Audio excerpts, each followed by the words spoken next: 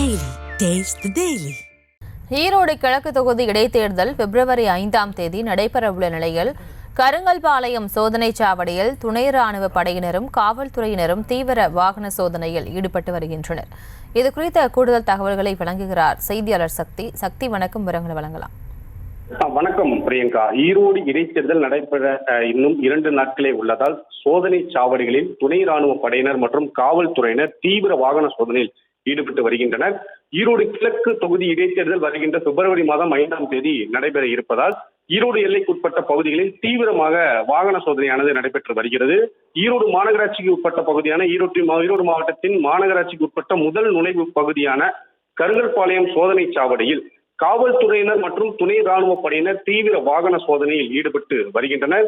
இந்த சாலையில் நாமக்கல், சேலம், ஓமலூர், ஆத்தூர், கள்ளக்குறிச்சி, சென்னை, விழுப்புரம் போன்ற பல்வேறு மாவட்டங்களிலிருந்து வரக்கூடிய வாகனங்களை நிறுத்தி துணை ராணுவ படையினர் மற்றும் காவல்துறையினர் தீவிர சோதனையில் ஈடுபட்டு வருகின்றனர்.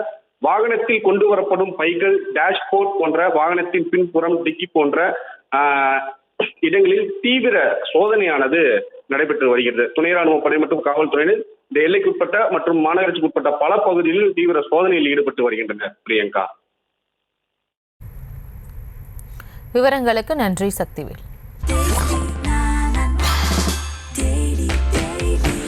Taste the Daily. Taste the Daily.